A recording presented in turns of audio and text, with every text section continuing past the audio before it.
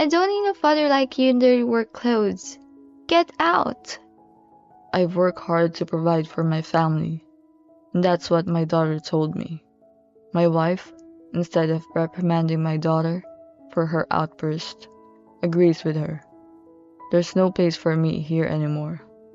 I realized that and quietly left my family. But my wife still don't know who I really am. My name is Andrew. I live with my wife Caroline and my daughter Olivia. My marriage to Caroline was a long and winding road. Her father is an executive at a public trading company, and her mother graduated from a good university. That's why when they found out I was working in a factory, my in-laws blatantly disrespected me and opposed our marriage. My father-in-law said, "A factory worker can't marry our daughter." Before he even heard what I had to say, he dismissed me at the door. But I didn't give up on marrying Caroline. I went to her parents' house many times. I begged Caroline's parents to listen to what I had to say, but they would continuously refuse. Then Caroline found out she was pregnant. The in-laws were furious, of course, but now that we were having a baby, I was finally able to sit down and talk to them. I'm so sorry for doing the steps in reverse, but I've wanted to marry Caroline ever since I first knocked on the door of this house. I would surely make Caroline and our baby happy. Please give us your blessing for marriage." Hearing my passionate words, my father-in-law opened his mouth. Can you make Caroline happy? "Yes, I can. I'll make sure of it." It costs money to raise a child. Are you ready for that? "Of course I am." Then I have a condition. My father-in-law's condition was that we send our child to a private university-affiliated elementary school. It cost much more than a regular public school. He couldn't possibly have that kind of ability working in a factory. That's what my father-in-law thinks. But I couldn't give up Caroline and our baby just because of that. Okay, it's a deal. My father-in-law was a little surprised when I said this. Are you serious? We're not going to pay for anything, so don't come crying to us later. At first, he was reluctant, but eventually, I was able to get Caroline's blessing to marry me. After that, I worked harder than ever to earn money for my baby's tuition.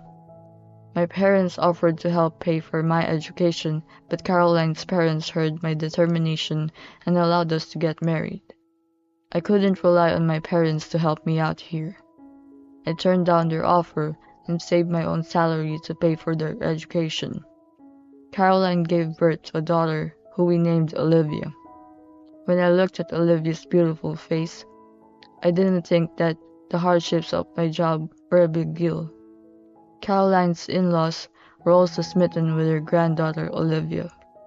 They often invited her over to their house and loved her. I was working most weekends, so naturally, Caroline and Olivia were the only two people who visited my parents' house. I was too busy working on weekdays to help out with child care. That's why I was grateful that the two of them were going to my parents so that Caroline would have less trouble raising our daughter. But as our daughter grew older, Olivia's attitude toward me gradually became colder and colder. I guess this is just another form of rebellion, a daughter's distaste for her father. Or so I thought. But in hindsight, I realized now that I was wrong. Apparently, Caroline and Olivia kept hearing my in-laws bad-mouthing me a lot while they were at my parents' house.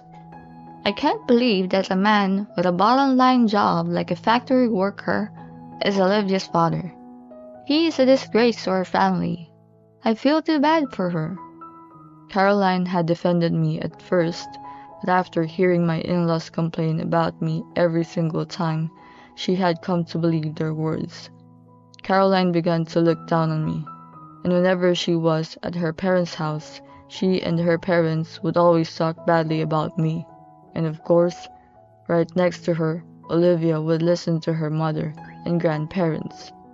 Eventually, Caroline started talking badly about me, not only at her parents' house, but also at home with Olivia. Don't marry a factory worker like your father, okay? You should find a rich man. Okay. There was no way my daughter was going to have a good impression of me under those circumstances, and Caroline was getting less and less interested in me. I'd come home late from work, and there'd be no dinner for me. I would ask her, "No dinner tonight?"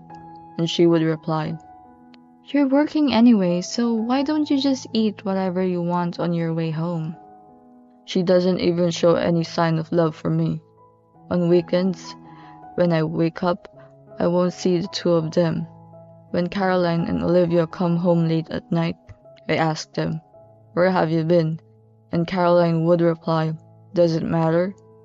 On one occasion, early in the morning, Caroline was leaving the house with Olivia, carrying a suitcase. Hey, where are you going with that luggage?" I asked her in a panic, to which Caroline replied, in a matter-of-fact manner, We are all traveling together from today. My father and mother are going with us. "A trip? I've never heard of such a thing." You're working anyway, right? We've been planning this for a while. Don't you feel bad if Olivia doesn't make any family vacation memories? I guess I was never part of this vacation plan.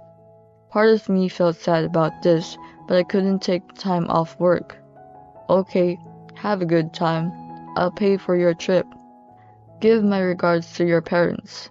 That was all I could do. Little by little, I lost my place like this.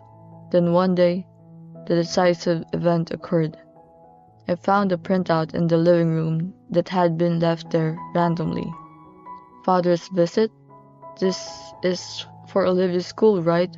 I muttered to myself, and Olivia snatched the paper out of my hand as if to grab it. That's none of your business. What? "But it says father's visit on it." That's why I don't want the school to find out that a factory worker like you is my father. You're definitely not coming. Caroline agreed with Olivia. Yes, for Olivia's sake, you are not to show your face at school. She goes to a school where all the fathers are prominent professionals. You don't deserve to stand next to them. Wait a minute. I'm the father, remember? Why can't I go to my daughter's school? That's the craziest thing I've ever heard. I couldn't keep my mouth shut about this, and Olivia just stared at me and said, You're always in your work clothes and you're dirty. I don't want a father like that. Get out of here, you filthy man. Filthy man? I can't believe my own daughter would talk to me like that. As her mother, Caroline, happily agreed with her daughter instead of scolding her for what she said. I know, right? No one wants a dirty father like you. If you think it's normal for a father to visit his daughter, then you can stop being Olivia's father now. Quit being her father? What do you mean? I'm saying that if you insist on going to school, I'm cutting you out of my family. Caroline and Olivia don't need me anymore. Not just as a husband and as a father, they don't see me as a human being anymore. I feel like a fool for having worked so hard to provide for my family all this time. I understand. I'll cut our ties. As you wish. Caroline instantly started to get upset when I replied, trying to stifle her anger. Oh wait, are you serious? Yeah, you want me to, don't you? But then what about the money? You're still going to pay for Olivia's tuition and our living expenses, right? Caroline's only concern is money, not living with me. I was speechless with dismay, and she started ranting in a panic. Hey, you're not going to run away without paying our living expenses, are you? You're a father. You have to fulfill your role as a parent. You don't want to have such a dirty father, right? And now all of a sudden you want me to fulfill my role as a parent? Isn't that a bit too much to ask? Shut up! You forgot the condition of our marriage. You promised to send our child to a private school, didn't you? Yes, I remember. That's why I sent Olivia to private school from elementary school all the way through middle school, and paid for her tuition and living expenses without the help of your parents. I even paid for the trip you guys took that made me look like an outcast, right? And yet, your parents have never acknowledged me, and they kept bad-mouthing me behind my back. It's your parents who are breaking their promise. All you have to do is be the kind of man that my parents would approve of. A man who works in a factory, who goes to work in those work clothes, isn't worth respecting. I see. That's too bad. You and your parents are just the kind of people who look down on people based on their titles. And the fact that you've allowed that mindset to seep into Olivia's life is a terrible, terrible influence. Don't be stupid. A dirty father like you is a much worse influence. Caroline and I had a falling out. No matter how much we talked, we're not the same couple anymore. We don't have the same values. Okay, well, if you're gonna go that far, we're gonna have to get a divorce. Olivia looked worried when she heard the word divorce. I said to her, "Don't worry.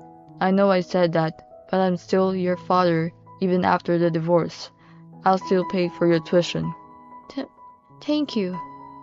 Olivia thanked me quietly. Caroline coldly tells Olivia, Olivia, you don't have to thank him. It's a matter of course. So as long as you pay us, there's no problem. Now get the hell out of here. I did as Caroline said, packed my bags, and left the house. Then Caroline sent me a document with the detailed terms. Olivia's tuition must be paid in full after the divorce, the house must be sold, and half of the money from the sale must go to Caroline. I agreed to all of Caroline's conditions and started looking for a new house. I had no intention of going back to that house. Olivia told me thank you when I told her I would pay for school. She'd been influenced by Caroline and her grandparents, but she was really a good-hearted girl. But there's nothing I can do for her now. The least I could do was to continue pay her tuition as before. Caroline and Olivia have decided to move out of their home and stay with Caroline's parents. It was a relief to know that Olivia would have a place to live, but it was heartbreaking to think that she would have to deal with the negative influence of her grandparents every day. I eventually moved to a place closer to work. Caroline was adamant about me not seeing Olivia, so I was left on my own. All I had left was my job, and I threw myself into it more than ever. The years passed, and Olivia was now a senior in college. It was during Olivia's job search that my daughter and I reconnected for the first time in many years. I was on my way to a job interview, and Olivia was surprised to see me. Dad? Olivia stopped me as I walked down the hallway in my suit. It had been a long time since I'd seen Olivia, and she'd grown up a lot, but she still looked like she did back then. I invited Olivia to a nearby cafe to talk after the interview. I took a chance that Olivia would say no, but she readily accepted my invitation.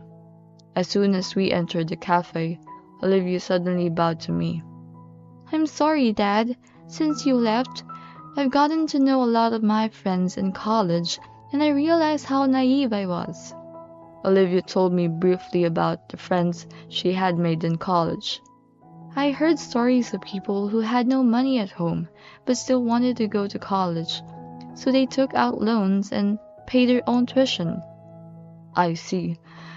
There were other kids like me whose parents divorced, but their fathers didn't pay any child support, so they had to drop out of school in tears. When I realized their stories, I realized how blessed I was. I finally realized that I am the person I am today because you have been supporting me all these years.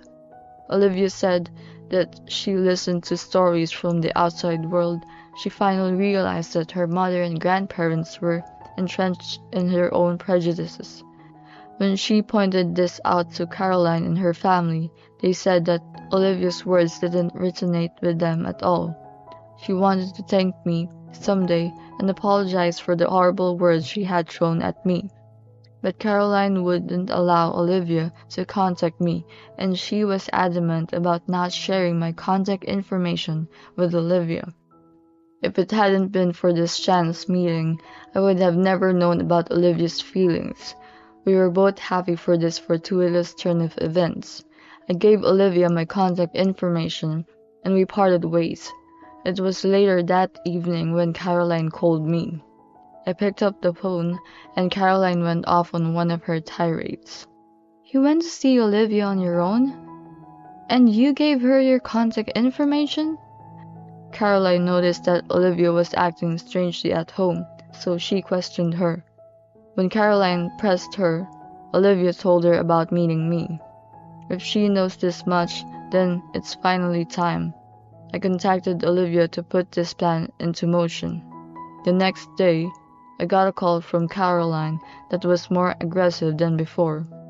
"Hey, Olivia hasn't come home since yesterday. She left a note saying she was going to stay with you, but what does this mean? Is Olivia?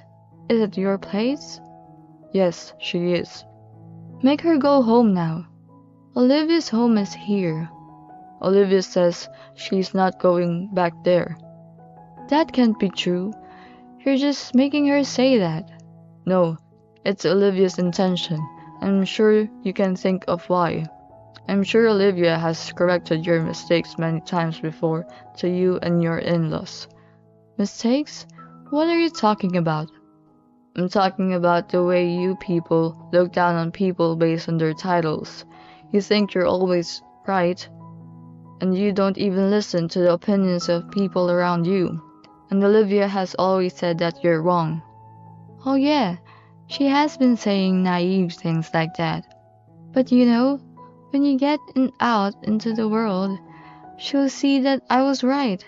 The world oppresses the weak. Weak people like you who work at the bottom of the pyramid." "Our lives depend on the work of those who support us behind the scenes. Don't you have any gratitude at all?" "That's just a loser's howl, isn't it? The easiest way to understand a person's worth is to see how much they're paid. People who don't make much money don't have anything to say to those who do. Look at my father. He was the director of a public trading company, and he's still a director of an affiliated company. The fact that your father didn't recognize you as a factory worker for as long as he did is proof enough." "So, nothing has changed for you and your parents?" "Of course they haven't. Why should we conform on your ideas? Are you stupid?" "You're right. You and I have fundamentally different ways of thinking. I understand that. You still don't have to refrain from this." "What do you mean refrain? What do you think you can do?" "You'll find out soon enough what I can do." The following week, Caroline and her in-laws came to my apartment together. I let Caroline and her family through to my luxury condo, which was much larger than her parents' house. They looked at the spacious living room, widened their eyes, they bowed their heads and apologized to me. "I'm sorry for everything we've done." Caroline also speaks in a very gentle and appealing tone. "I didn't know you were the president of a company related to my father's. Why didn't you tell us about that? Why did you tell us you were working at a factory?" "Even before you and I got married, it was already decided that I would eventually take over that company. But I wanted to know more about the shop floor before I took over. That's why I worked at the factory for a few years, just like the people on the factory floor. I didn't tell you guys the truth because I wanted you to see me for who I am, not what I do." "No way." "You and your parents couldn't understand that the factory workers are the ones who support the company. We can't have someone like that on board of directors for our company." Hearing this, my father-in-law rushed to intervene.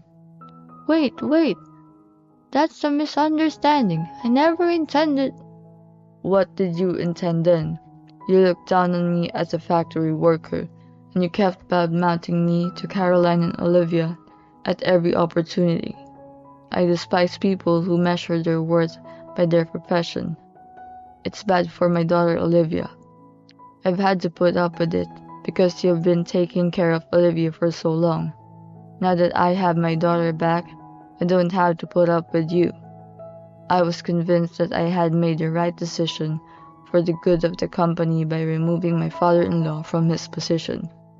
Caroline hung onto me and said, Andrew, I'm so sorry. I'll stay here with you. Olivia and I will live together again, and the three of us will be happy. What? Was there ever a time when the three of us lived together on good terms? Think back. You've always taken Olivia from me and made me an outcast. I don't have a single good memory of my marriage with you. But don't you feel bad for Olivia? You're the one to talk. You're the one who's been bad-mouthing me to Olivia. You're the one who tore our father-daughter relationship apart. Olivia has regretted that her whole adult life. Because of you, Olivia has suffered from guilt towards me all her life. But... Shut up. Get the hell out of here. I never want to see your face again. So I revoked my father-in-law's position and divorced Caroline. When they realized that I wasn't budging on my decision, they slumped their shoulders and shuffled off. Olivia, who had been watching from the back of the room, comes over to me with a relieved look on her face. Can I continue to stay here?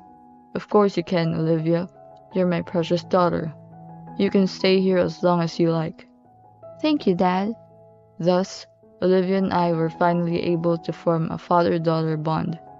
On the other hand, my father-in-law, whose position was revoked, was forced to live on his pension due to the loss of his income. With his pension, he could no longer afford the luxuries he had previously enjoyed, so he began working part-time as a janitor. Caroline, too, has been sent to a part-time job, which she is not used to, after having lived at home with her parents for so long.